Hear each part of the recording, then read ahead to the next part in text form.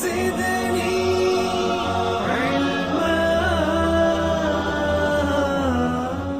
اعوذ باللہ السمیع العلیم من الشیطان اللعین الرجیم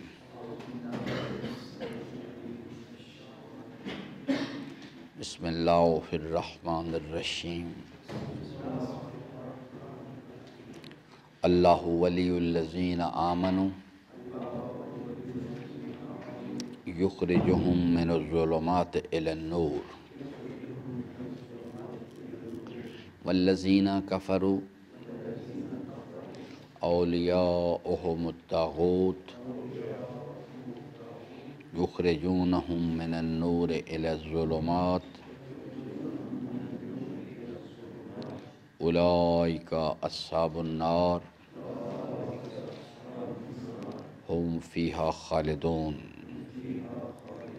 صدق اللہ مولانا العظیم وصدق رسولہ الکریم وصلی اللہ علی سیدنا و نبینا محمد و آلہ الطاہرین ربی اشرح لی صدری ویسر لی امری واحلل عقدۃ من لسانی یفقہوا قولی۔ حضرات محترم، سورہ مبارکہ بقرہ کی اس آیہ وافی ہدایہ کی روشنی میں ہم اپنی بات کر رہے تھے اسلام کے نظام ولایت کی مناسبت سے۔ گزشتہ کل میں نے آپ کی خدمت میں عرض کیا تھا کہ اس یعنی نظام ولایت کی اہمیت کو درک کرنا چاہیے۔ دو طرح کے ولایت کے نظام ہیں، ایک الہی ولایت کا نظام ہے اور ایک طاغوت کی ولایت کا نظام ہے، اور دونوں ایک دوسرے کے یعنی ضد ہیں، ایک دوسرے کے مخالف ہیں۔ اگر ایک انسان الہی ولایت کے نظام میں نہیں جائے گا تو وہ آدمی جو ہے وہ انسان خود بخود طاغوت کی ولایت کے نظام میں چلا جائے گا، کیونکہ دو ہی الہ ہیں۔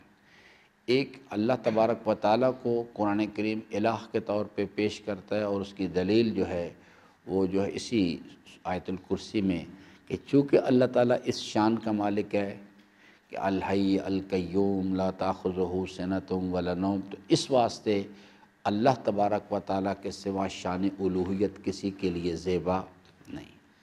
تو اگر ایک انسان اس نظریے پر یقین حاصل کرے گا، یہ اللہ تعالیٰ کی معرفت کو حاصل کرے گا، تو اس کے نتیجے میں وہ اللہ تبارک و تعالیٰ کو الہ تسلیم کرے گا۔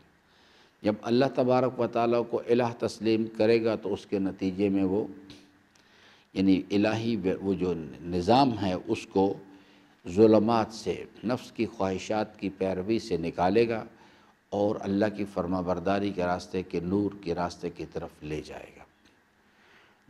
یہ ایک الہی نظام ہے جو یعنی لمحہ بلمحہ حرکت کر رہا ہے۔ یہ جو بار بار میں تکرار اس چیز کے لیے کر رہا ہوں، اس کی غرض و غایت مقصدیت یہ ہے کہ ہم اس وقت 2019 میں جب ہم یہ بات کر رہے ہیں، ہم اپنا تجزیہ و تحلیل کریں، اپنا محاسبہ کریں کہ ہم اس وقت یعنی الہی ولایت کے نظام کے پرچم تلے چل رہے ہیں یا ہم طاغوت کی ولایت کے نظام کے تلے چل رہے ہیں۔ یہ ہمیں بات کو سمجھنا چاہیے، کیونکہ یہ دونوں ولایت کے جو نظام ہیں ہر زمانے کے اندر یعنی رواں دوا ہیں، اور اس وقت بھی یہ کار فرما ہیں، حکم فرما ہیں، کام کر رہے ہیں اپنا۔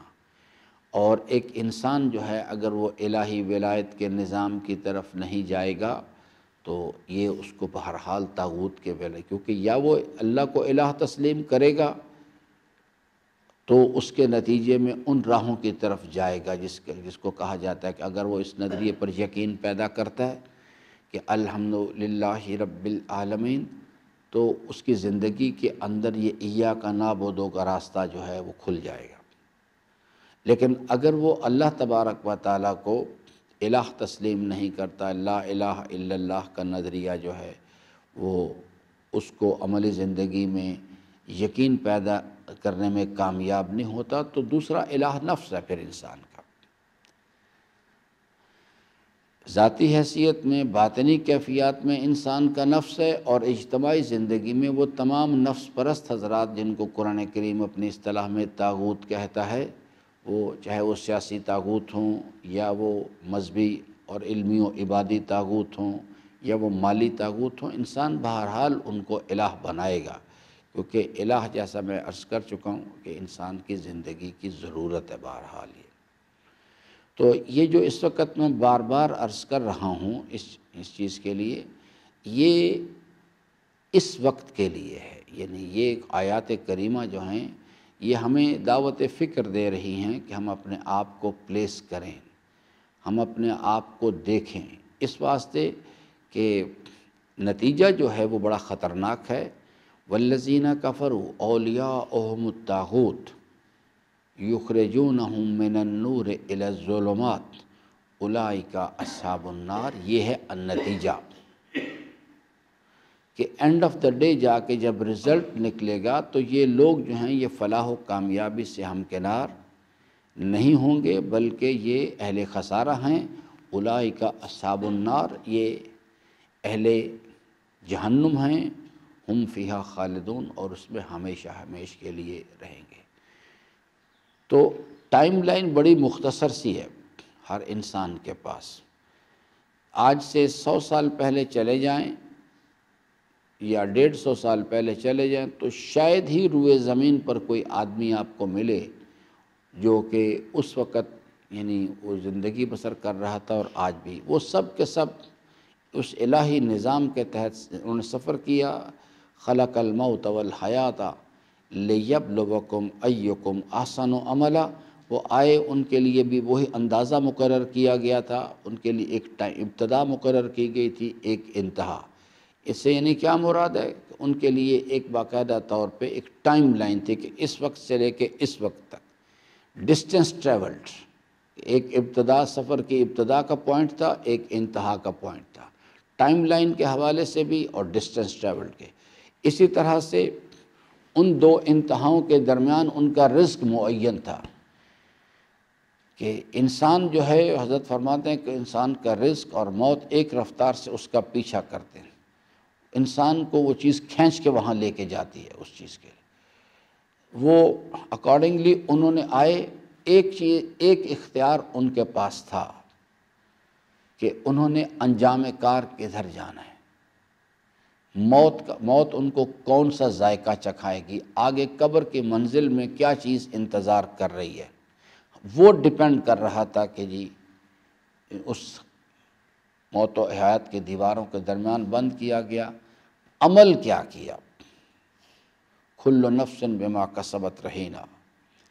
تو وہ آج اپنا یعنی اس کو ٹائم لائن کو مکمل کر کے وہ اپنے انجام کو پہنچ گئے، اور آج وہ اپنے اعمال کے عوض گروی ہیں، چاہے وہ ہمارے ماں باپ ہوں، چاہے ان کے ماں باپ ہوں، چاہے ان کے آگے ماں باپ ہوں، وہ لوگ آج اپنے اس اللہ کی بارگاہ میں حاضر ہو چکے، اور وہاں پہ وہ اپنے اعمال کا نتیجہ دیکھ رہے ہوں گے۔ جو حضرت نے فرمایا کہ یہ قبر جنت کے باغوں میں سے ایک باغ ہے اور جہنم کے گڑھوں میں سے ایک گڑھا ہے، یہ چیز وہ اس پروسیس میں چلے گئے۔ ہمارے پاس امیر المومنین کی نصیحت یہ ہے کہ ابھی نامہ اعمال کا دفتر کھلا ہوا ہے، ابھی لکھنے والے نامہ اعمال میں ان اعمال کو تحریر کر رہے ہیں، ابھی عمل کا اختیار موجود ہے، ابھی اس کو دفتر بند نہیں کر دیا گیا۔ تو اس واسطے فرماتے ہیں کہ فَلْيَبْكِ الْبَاكُونَ، رونے والوں کو چاہیے کہ ابھی مہلت ہے، وہ روئے، اپنے گناہوں کو یاد کر کے اللہ سے طلب مغفرت کرے، اللہ سے معافی مانگ لیں اس چیز کے لیے، توبہ کریں اس راستے پہ، تو ہو سکتا ہے کہ انسان اپنے آپ کو خسارے سے بچانے میں کامیاب ہو جائے اس چیز کے لیے۔ تو یہ اپنے آپ کو پلیس کرنے کی ضرورت ہے بنیادی طور پہ۔ یہ لیکچر یہ بھی ایک بہت بڑا المیہ ہے، اور صرف آج نہیں ہے، تاریخ میں ہمیشہ سے چلا آ رہا ہے۔ یہ جو اللہ تبارک و تعالی نے سورہ مبارکہ جمعہ میں ارشاد فرمایا، یعنی کہ اذا حملوا التوراۃ ثم لم يحملوها كمثل الحمار يحمل اسفارا، انہوں نے بھی یہی کیا تھا، جن کی طرف تورات بھیجی گئی تھی انہوں نے کیا کیا، وہ انہوں نے حملوا التوراۃ سے مراد ہم نے تورات کے ذریعے سے یعنی عملی زندگی میں کی طرف ان کو رہنمائی کی کہ آپ یہ عمل انجام دیں، ایک ذمہ داری ان پر ڈالیں، انہوں نے اس ذمہ داری کو قبول کرنے سے انکار کر دیا، جو میسج ان کو دیا گیا تھا وہ انہوں نے اس کو قبول نہیں کیا۔ کمثل الحمار ہے، اللہ تعالیٰ فرماتا ہے کہ ان کی مثال ان گدھوں کی مانند ہے، یحمل اسفار، جن پر بوجھ لاد دیے گئے۔ آج بھی یہی کچھ ہو رہا ہے، قرآن کریم کے ساتھ بھی یہی کچھ کیا جا رہا ہے۔ جو اول تو اکثریت مسلمانوں کی بے بہرا ہے بالکل اس سے، انہیں پتہ ہی نہیں اس چیز کا، اور اگر کچھ معدود چند لوگ ہیں تو وہ اس مسئلے میں الجھے ہوئے ہیں کہ بھئی اس کے ذریعے سے مخارج کو ٹھیک کرو، اس کے تلاوت قرآن کے مقابلے کرو، اس کے، حالانکہ یہ بہت اچھی چیز ہے، تلاوت قرآن ہونی چاہیے، اس کے مقابلے ہونے چاہیے، لیکن قرآن کریم جو ہے وہ بنیادی طور پہ تلاوت کے مقابلوں کی کتاب نہیں ہے۔ قرآن کریم تو انسانوں کی ہدایت کی کتاب ہے، اور انسانوں کو ہدایت دیتا ہے برائے انسان سازی، اور انسان سازی کا راستہ جو ہے عمل کا راستہ ہے۔ بغیر عمل کے آپ اور میں کچھ بھی حاصل نہیں کر سکتے۔ یہ اللہ کا نظام ہے، ہم اس سے ولا یمکن الفرار من حکومتک، ہمارے پاس نہ اختیار ہے نہ ہمارے پاس طاقت ہے کہ ہم اس چیز کو تبدیل کر دیں۔ اللہ تعالیٰ نے ہم سے ایک زندگی کا چھوٹا سا ایک مرحلہ ہے، یعنی میں نے بارہا سورہ انسان کے مسائل پر بات کرتے ہوئے عرض کیا ہے کہ کتنے مراحل انسانی زندگی، انا خلقنا الانسان من نطفۃ امشاج نبتلیہ فجعلناہ سمیعا بصیرا، ان میں سے کوئی ایک بھی مرحلہ ایسا نہیں ہے۔ انا خلقنا الانسان، اللہ کی اپنی مرضی، ہمارا اس نے ہم سے کوئی نہ مشورہ کیا نہ ہم سے پوچھا۔ من نطفۃ امشاج، کیسے پیدا کرنا، اللہ کا اپنا قائم کردہ نظام ہے، ہم سے کوئی مشورہ نہیں کیا گیا۔ نبتلی ہے، وہ آزمانا چاہتا ہے، ہم سے تو مشورہ نہیں کیا گیا بالکل بھی۔ یہ تیسرا مرحلہ بھی، ہمارے ارادے کا کوئی دخل اس کے اندر نہیں۔ وجعلناہ سمیعا بصیرا، چوتھا مرحلہ، ہم سے نہیں پوچھا گیا بالکل بھی، نہ ہمارے ارادے کا کوئی دخل ہے اس کے اندر۔ پانچواں مرحلہ ان ہدیناہ السبیل، اللہ تعالیٰ نے ہم سے مشورہ نہیں کیا اس مسئلے پہ۔ چھٹے مرحلے میں جا کے کہا اما شاکرا و اما کفورا، اور یہاں بھی صرف دو راستے کھولے گئے، یا شاکرن کر سکتے ہو یا کفورا کر لو۔ میں کہوں کہ میں نہ یہ کرتا ہوں نہ میں وہ کرتا ہوں، نہ شاکرن کروں گا نہ کفورا، کہتا ہے اس کی اجازت نہیں ہے، یا آپ نے بہرحال ان میں سے ایک راستہ اختیار کرنا۔ لیکن آگے پوری تفصیل سے پھر سورہ دہر میں سمجھایا، اگر آپ کفران کریں گے پھر یہ کچھ ہوگا، لَإِن شَكَرْتُمْ لَأَزِيدَنَّكُمْ وَلَإِن كَفَرْتُمْ إِنَّ عَذَابِي لَشَدِيدٌ۔ یہ بات بتا دی گئی، اس میں اتنا اختیار ہے، صرف شکر تم کرنے کے بعد آگے میرے ساتھ کیا ہوگا یہ بھی میرا کوئی اختیار نہیں، اور اگر میں کفران کروں گا تو پھر کیا ہوگا میرے ساتھ، اس میں بھی میرا کوئی اختیار نہیں، اللہ کا اپنے بنائے ہوئے نظام ہے۔ تو امیر المومنین کی ایک نصیحت ہے، ایک مشورہ، فرماتے ہیں کہ میں اولاد آدم پر حیرت کرتا ہوں کہ کتنی عجیب و غریب حرکتیں کرتا ہے، کہ نہ اپنی مرضی سے پیدا ہوتا ہے، نہ اپنی مرضی سے اسے موت آئے گی، لیکن اس کا اصرار ہے اس بات پر کہ ان دو انتہاؤں کے درمیان اس نے اپنی مرضی کرنی ہے۔ فرماتے کہ کیوں اس راستے پہ چلنا چاہتے ہو؟ تو اس لیے یہ جو ولایت کا نظام ہے، جو یہاں کل میں نے بات آپ کی خدمت میں عرض کرتے ہوئے اسے ختم کیا تھا، یہ اس کی بیک بون ہے پورے سسٹم کی۔ جو مثال بھی عرض کی تھی کہ جیسے حضرت امام حسین علیہ السلام کی جو تحریک ہے، اس کی بیک بون کیا چیز ہے؟ امر بالمعروف و نہی عن یہ جو الہی پروگرام چل رہا ہے نا، جس میں یعنی حضرت آدم علیہ السلام سے شروع ہوا، جبھی تو امام حسین علیہ السلام ان کے وارث قرار پائے، کہ وہ پروگرام کیا ہے؟ ظلم کا خاتمہ اور عدالت کا قیام۔ اور کربلا کا جو پہلا شہید ہے وہ حابیل ہے۔ کربلا سے مراد نظریہ، زمانی و مکانی لحاظ سے وہ 61 ہجری میں کربلا میں نہیں آئے، لیکن فکری لحاظ سے کربلا کیا چیز ہے؟ حق و باطل کی جنگ ہے۔ اور یہ جنگ جو معلوم تاریخ میں سامنے دکھائی دیتی، پہلے حابیل و قابیل کے درمیان ہوئی، اور حابیل پہلا شہید ہے کربلا۔ پھر اسی طرح سے حضرت نوح علیہ السلام کا زمانہ پہ حضرت ابراہیم علیہ السلام کا زمانہ، پوری تفصیل سے ساری بات پہ بتائی گئی ہے۔ اور یہ راستہ جو ہے، اس میں کیا کرنا چاہیے؟ یہ راستہ جو ہے اس کا، جسے ہم صراط مستقیم کبھی کہتے ہیں، قرآن کریم صراط مستقیم کہتا ہے، کبھی ہم اسے حسینیت کہتے ہیں۔ وہ کیا چیز ہے؟ اشہد انک قد اقمت الصلاۃ، عمل، آتیت الزکوٰۃ، عمل، امرت بالمعروف، عمل، نہیت عن المنکر، عمل، اور پانچواں تو پوری تفصیل، وآطاعت اللہ ورسولہ حتی آتاک الیقین۔ اس کے اندر یہ نہیں ہے کہ کچھ ٹائم لائن میں کر لیں اور کچھ وقت نہ کریں، کچھ حصہ کر لیں اور کچھ حصہ نہ کریں، اس کا اختیاری نہیں ہے۔ شعور کی منزل میں داخل ہونے سے لے کے زندگی کی آخری سانس تک کرنا ہے۔ اور وادخلوا فی السلم کافہ، اسلام میں داخل ہو جاؤ پورے کے پورے۔ یہ نہیں کیا جا سکتا کہ میں کہوں کہ میں نماز جو ہے وہ تو اللہ تبارک و تعالیٰ اس کے رسول کے احکامات کے مطابق آغاز سے ثانی سے یا راہبر سے پوچھ کے پڑھوں گا، لیکن باقی روزی مال میں نے اپنی مرضی سے کمانا ہے، یا مال اپنی مرضی سے کمانا ہے، یعنی اب مال تو اللہ کی مرضی سے کماؤں گا لیکن خرچ اپنی مرضی سے کروں گا، یہ بھی نہیں کر سکتے۔ میں یہ بھی نہیں کر سکتا اس چیز کے لیے کہ میں شادی اپنی مرضی سے کر لوں، یہاں بھی میں نے وہیں سے ادھر سے پوچھنا جا کے کہ بھئی مجھے کیا کرنا ہے۔ تو اس لیے ولایت کا جو نظام ہے وہ عزیزان پہلے اس کو سمجھیں۔ سب سے پہلی چیز کیا کرنے کی ضرورت ہے؟ معیار سمجھیں۔ ولایت کا معیار کیا ہے؟ اللہ تعالیٰ نے کس کی اتباع کرنے کے لیے کہا ہے؟ یا قوم اتبعوا المرسلین اتبعوا من لا یسألکم اجرا وہم مہتدون، ان کی اتباع کرو۔ قل ان کنتم تحبون اللہ فاتبعونی،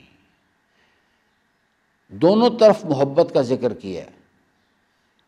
ان سے کہو کہ اگر یہ اپنے پروردگار سے محبت کرتے ہیں تو ان کو چاہیے، ان کو بتاؤ، ان کو پیغام دو میرا کہ فاتبعونی، ان کو چاہیے تیرے نقش قدم کی پیروی، اتباع کریں تیری۔ اگر یہ ایسا کریں گے تو یہ جو مطلوب ہے ان کا، یحببکم اللہ، میں ان سے محبت کرنے لگوں گا۔ تو جو میں عرض کر رہا تھا میرے عزیزان، اس کو خوب اچھی طرح سے، اسے صرف تبرکن نہ پڑھیں اسے۔ اس وقت جب کہ میں آپ سے بات کر رہا ہوں تو پاکستان کی سرزمین پر اور روئے زمین پر بے تمام ہی و کمال ہی یہ دونوں نظام چل رہے ہیں۔ ہمیں پتہ ہوگا معیار کا پہلا سٹیپ۔ دوسرا مرحلہ کیا ہے؟ معیار کا پتہ لگ گیا کہ جناب مثال کے طور پہ آپ نے اسکول تلاش کرنا ہے اپنے بچے کے لیے، تو اب وہ اس کے لیے کچھ معیار کی شناخت ہونی چاہیے، پھر وہ آدمی اس چیز کی طرف اسے جاتا ہے۔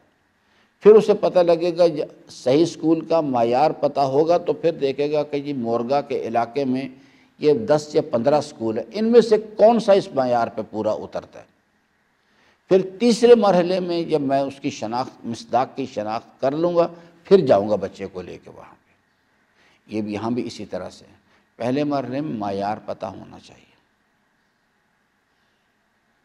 معیار جو ہے وہ پتہ ہونا چاہیے۔ دوسرے مرحلے میں اس کا مصداق پتہ ہونا چاہیے، یعنی حضرت یوسف علیہ السلام علی نبینا نے جس وقت یہ بات کہی کہ آپ یہ جو خزائن الارض ہیں، یہ جو نیچرل ریسورس مینجمنٹ یہ مجھے دے دیں، human resource, intellectual resource, financial resource, یہ مجھے دے دیں، میں اسے چلاؤں گا۔ تو انہوں نے باقاعدہ دلیل دی اس کے اوپر انہوں نے معیار بتایا کہ کس کے سپرد کیا جان، انی حفیظ علیم، تو اس لیے کہا کہ مجھے دے دو۔ انہوں نے یہ نہیں کہا کہ میں چونکہ نبی ہوں اس واسطے مجھے دے دو، انہوں نے کہا میں سبجیکٹ اسپیشلسٹ ہوں، مجھے دو۔ معیار کی شناخت ہو، دوسرے مرحلے میں اس کے مصداق کا پتہ ہو، تیسرے مرحلے میں اس کے ساتھ رابطہ پیدا کیا جائے، اسے آپٹ کیا جائے۔ اور ولایت صرف ایک صورت میں فائدہ پہنچائے گی۔ کتنے ہم نعرے لگائیں، جانم فدائے رہبر، فلاں فلاں فلاں، جو رہبر کی فرما برداری نہیں کریں کچھ بھی نہیں ہوگا۔ جب تک رہبر کی فرما برداری نہیں کریں گے کچھ بھی نہیں ہونے والا۔ تو اس لیے اب کل سے ہم اپنی بحث شروع کر دیں گے دوبارہ اس کو، میں آپ کو پوری تفصیل کے ساتھ 2019 پاکستان کی سرزمین اور گلوب، یہ ولایت کا نظام کیسے چل رہا ہے یہاں پہ،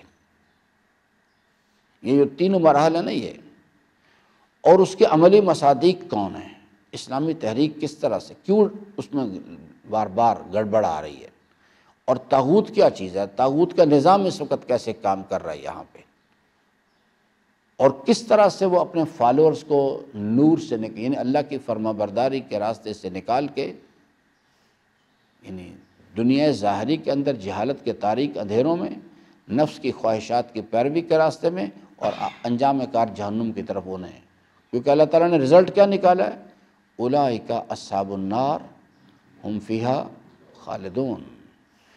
چونکہ مسئلہ جو ہے وہ یہ ہے کہ ہم یہ سب کچھ پڑھ رہے ہیں، لیکن بنیادی خرابی جو ہے وہ یہ ہے کہ یہ جنت دوزخ، یہ سارا ولایت، یہ تو اللہ کا قائم کردہ نظام ہے۔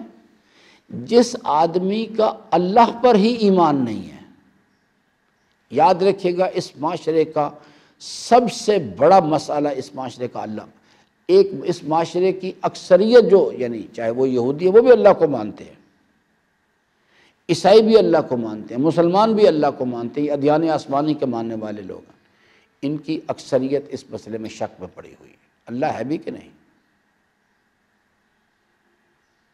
تو یہ جنت و دوزخ تو اللہ کا قائم کردہ ہے، جب انسان جو ہے، یہ تو اللہ کا کلام ہے نا، یہ اس کلام کی فرما برداری کون کرے گا اور کیوں کرے گا جب تک وہ اسے متکلم کے بارے میں اسے معرفت ہی نہیں ہے۔